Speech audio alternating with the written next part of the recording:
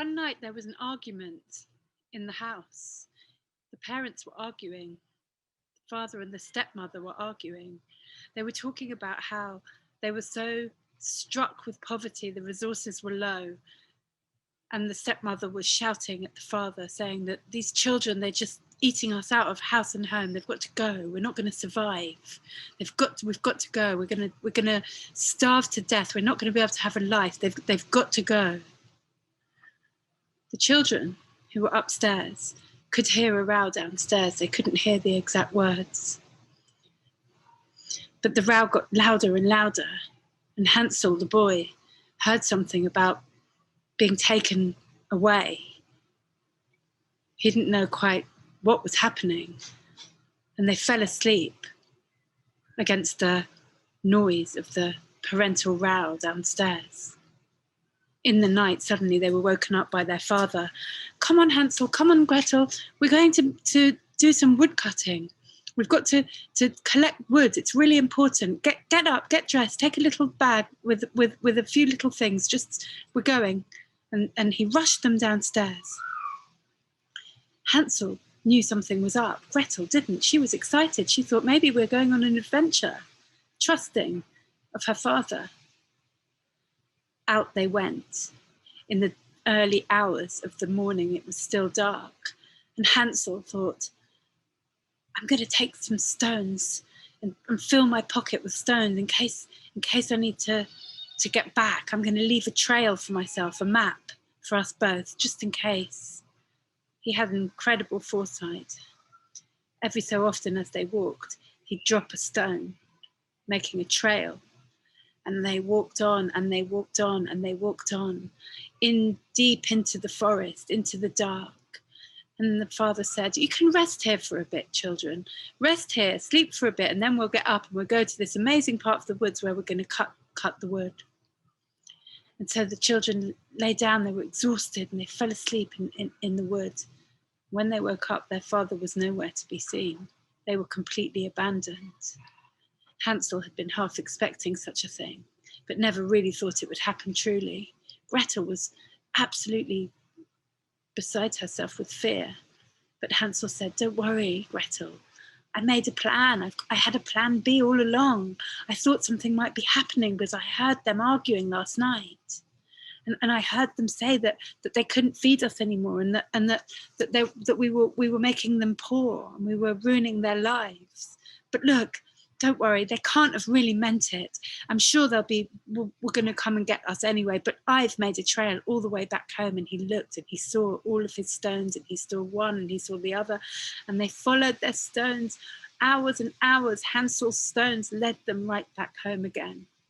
And they knocked on the door exhausted. And the stepmother answered the door and said, what, you're back? And her horror on her face when she saw these children who she thought had been successfully abandoned in the forest were back. And the father was like, couldn't believe also that they had amazingly got back. And that night, Hansel and Gretel went to sleep in their beds. And again, Hansel heard the row, and the row was louder and louder. And then in the morning came and again, like they knocked on their bedroom door and said, come on, get ready. It's the early hours of the morning. We're going back again to do the wood cutting. We didn't do that. And this time they checked Hansel's pocket. So there was no possibility of a plan B. And he was so worried. And then he realized that they had given them each a piece of bread to eat on the way. And so he thought so quickly, he dropped a little bits of piece of bread like he had done with the stones all the way deep into the forest. This time they took them deeper, much deeper into the forest. When they were so exhausted, they fell asleep. And when they woke up again, the parents, the father had gone and abandoned them deep, dark into the forest. Gretel again woke up totally fearful, saying to her brother, what are we going to do? We're lost, having been so confused and upset and shocked, and you can imagine. And Hansel said, don't worry, my plan B, that bread that they gave us, I didn't eat it. I just dropped crumbs like the stones, so we can go back, come on. And then he looked and he couldn't see any of the crumbs of the bread. And he panicked, and then they both looked up. They heard a fluttering in the tree, and they looked up and they saw a beautiful bird. And the bird had a little bit of crust in its mouth. And Hansel was like, of course, the bird's eaten the trail. And he was just like devastated. How could I have not thought? And then the bird swooped down in front of them and then flew in a direction, and both children just thought intuitively to follow the bird, but the bird was flying in the direction into the forest, away from home. So I just want to stop here and talk about this juncture. So the story starts with Hansel and Gretel, starts with a quite persistent abandonment of parents, abandoning their children, with determination, taking them into the forest and leaving them there on the pretext that they weren't able to look after them anymore because they couldn't afford it, whatever. There's been various different interpretations about the stepmother being the one that really wants the kids to be abandoned and the father being less willing. But in effect, it's a parental couple as such, that actually actively abandon their children. And then when they see the incredible intelligence of the son of being able to get back, they make sure that's not possible, and even more determinedly take them deeper into the forest, emptying out their pockets, and making it for sure that they're not going to be able to get back. So it starts with a radical abandonment, traumatic, you could argue, for these children. What I want to say about the bird is that when the bird flies into the frame of the story, and it has a twofold function, which I think is really interesting. And I think it's a moment of divination in the myth, which is a complex moment, which is that on the one hand, Hansel and Gretel, Hansel especially, because he's the one that has made the trail of bread, realizes that the bird's eaten the bread. And in a way, what's fantastic about that is that he has to realize that nature is bigger than his good ideas, that nature will destroy and eat things up and be bigger than the human cunning or the human intelligence or the human strategies. So on the one hand, it brings that message of like, don't think you can sort of outdo sort of natural courses, and it depends how you want to interpret that, but the natural course of things, which will be that the bird will eat the bread, and that he didn't think of that. But also what the bird is really saying by eating the bread is, on the one hand, yes, nature is bigger than the human capacity for strategy and tactics, but what the bird is also saying is, don't go back. The bird, in effect, takes away the trail back home. And in a way, the message there is, I think, why would you go back a second time? When you tried this out once, you were abandoned once, brutally, abandoned and left in the forest, and you tried to go back, and what you met there was not open arms or remorse or an apology or a welcoming or a thinking twice. What you met there, Hansel and Gretel, was a second, even more brutal repetition, rejection, abandonment. They empty their pockets and take them deeper into the forest. So why, the bird is saying in its divinationary role of eating up the trail back home, saying, don't go back home.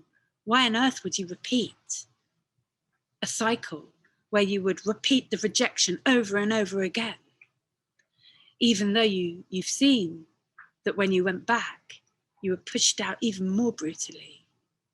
It's a message about repeating unpleasant experiences, repeating abusive dynamics. Don't go back, the bird is saying. Go forward. And the bird flies in a direction, and both children, well, they have no option, I guess, follow the bird deeper, deeper into the forest.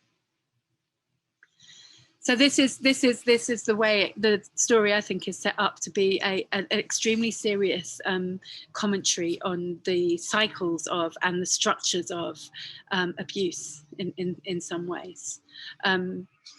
and a kind of repetition of a trauma that we see in Hansel and Gretel's desire to go back, despite their having learnt from experience that going back only led to an even more brutal rejection.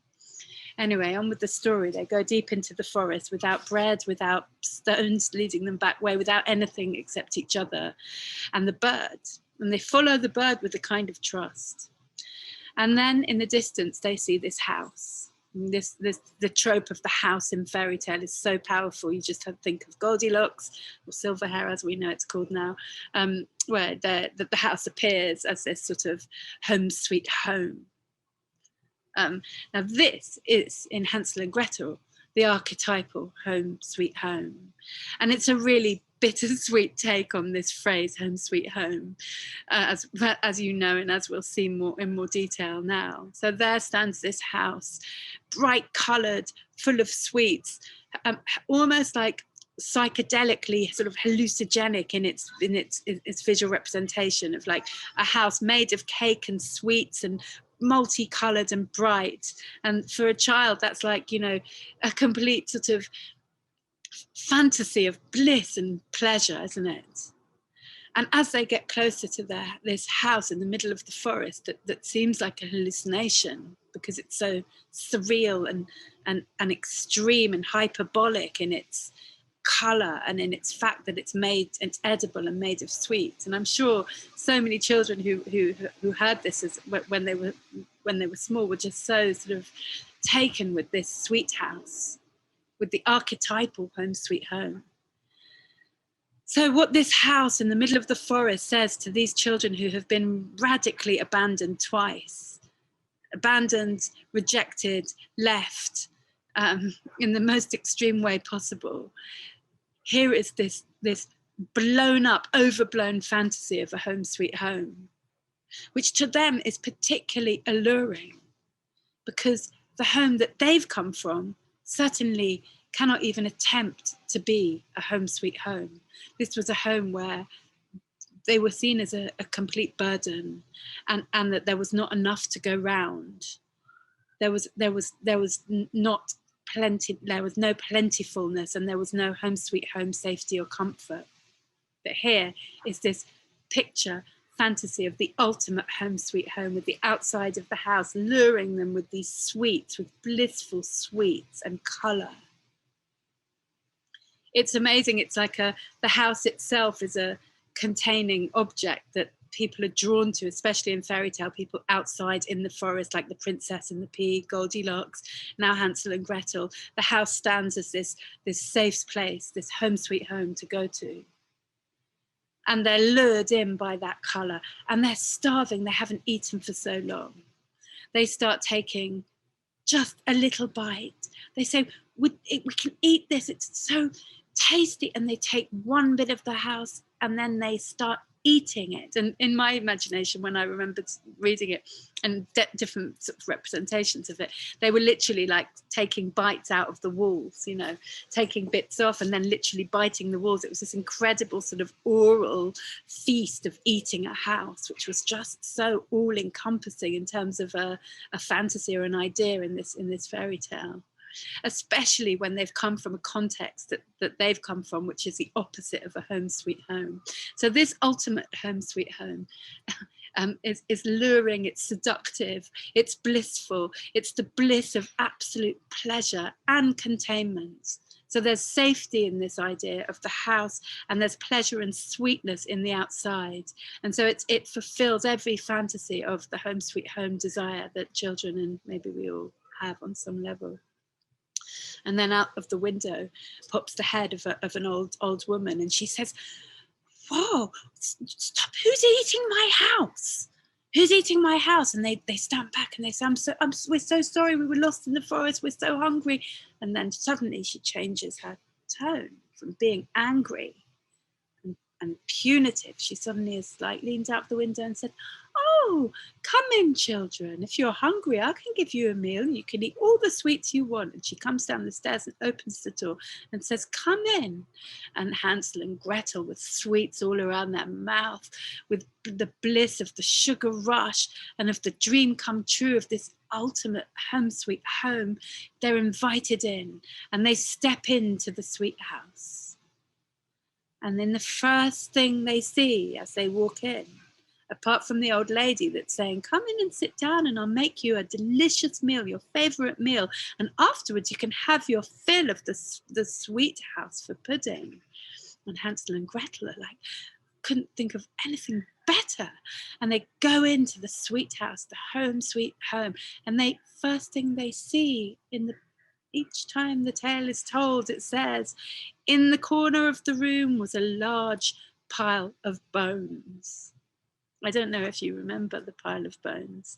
I think it's really interesting if you don't, because it's I think the nodal point, the crux of this story is the bones, is the first thing that they see. But because they're so blissed out and so invested in this home, sweet house, and being invited in, seduced in by this sugar and colour, they go in, they stare at the bones, and of course these are the bones which belong to all the other children that have come in and met their fate there.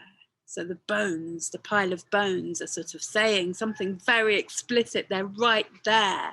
The message is, these are the bones. It shows that there's a serial killer, you could argue, but certainly, however, you don't have to even interpret that literally. The bones is a completely direct symbol of death, and something's happened that's about death, which completely contradicts the sweet house and the home sweet home and the inviting them in. And so Hansel and Gretel are staring straight at the bones, but do they see the bones? No, they stare straight at the bones, and all they're thinking about and all they're feeling about is this blissful, so much sought after comfort and pleasure of the sweet house and of the home sweet home. And so they sit down and they eat up all of the food that she makes them, and a pile of bones there in the corner, looking straight at them and not seeing them. And then after they've had their fill, suddenly she flips, the old woman, and she turns into an ogre who grabs Hansel and locks him into a cage and tells Gretel that Gretel is her servant and she has to do everything that she says. And suddenly the sweet house, the home sweet home, turns into the prison and actually the slaughterhouse. Hansel is in a cage, imprisoned and trapped next to the pile of bones, and Gretel is enslaved.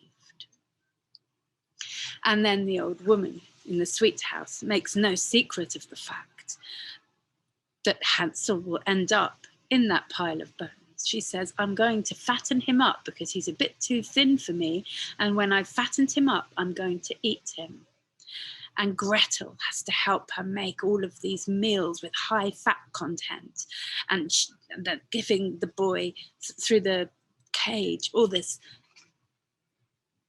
all this food to fatten him up.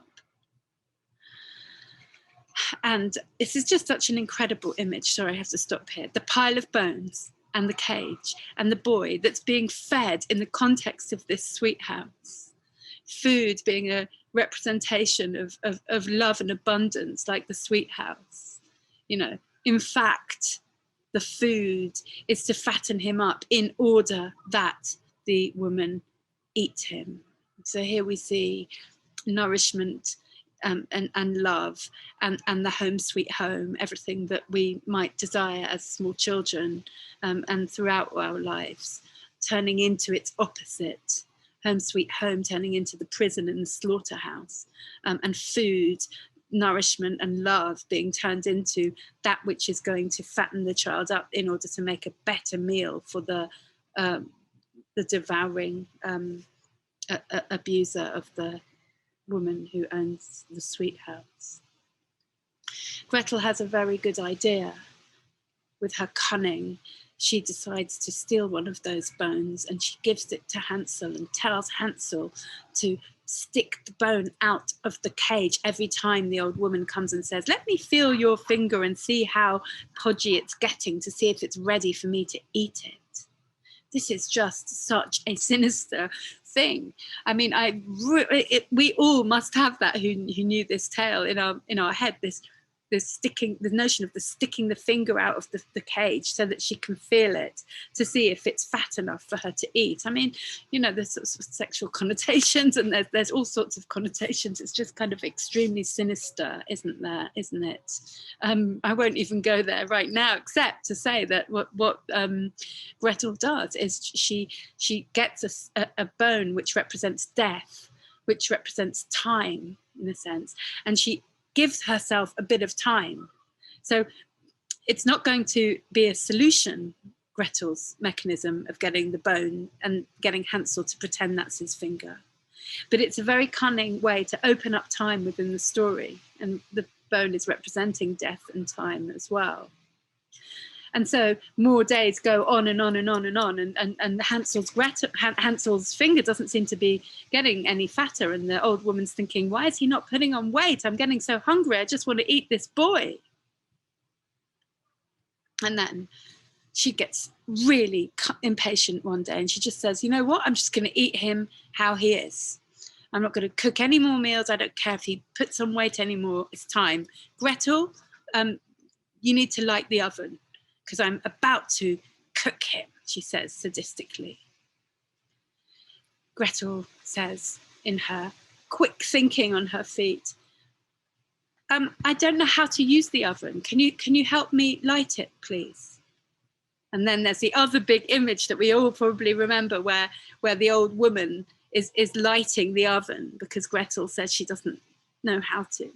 And she goes deep into the oven to light it. I imagine it like one of those old style ovens where you have to light the match at the end. And then Gretel pushes her into the oven.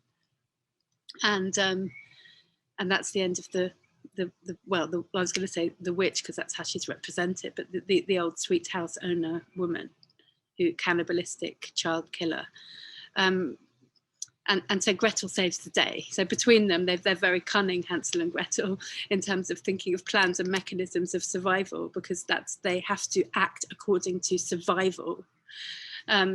Anyway, she pushes her into the oven, and that's an interesting image because the oven, you know, is a very within a house. If you think of the sweet house, the home sweet home, and the oven representing this sort of benign, wholesome home, and the oven, you know, the cooking. It's also like the oven being sort of, if you imagine an oven in a house, it's almost like the oven's representing the sort of womb. You know, people say like you've got a bun in the oven, meaning pregnancy, and it's just really interesting that Gretel sort of pushes the older woman back into the sort of womb tomb type image of the oven within the house. And then Gretel unlocks her brother, and they leave and they go back home to the father who abandoned them, to find that the stepmother has died, and apparently they live happily ever after. Now, we really have to take that with a pinch of salt, or be very discerning about this happily ever after in this myth, because what this myth is talking about, this fairy tale is talking about, is the dangers of repetition and the repeating of a trauma. And also, I think, the inability to kind of break a cycle of abuse. So even after all of their experiences, they actually end up going back to the father who abandoned them, which is what they tried to do twice before. So, you know, what I think is amazing about this fairy tale is that it shows something very particular about the structure of repetition and addiction and abuse. These children start off as traumatized, an early primitive trauma. I don't mean to psychologize it too much. You could see it ontologically and existentially as being kind of thrown out into a world and abandoned. And then their attempts to gain comfort from the thing that's rejecting them over and over again is a sort of repetition of that. And then finally, they are lured by this hallucinogenic sweet house, which is like, they're much more susceptible to not seeing the bones, because they are so wanting to not be disappointed and to want the home sweet home in such a passionate way, because of their early rejection and abandonment. You see what I mean?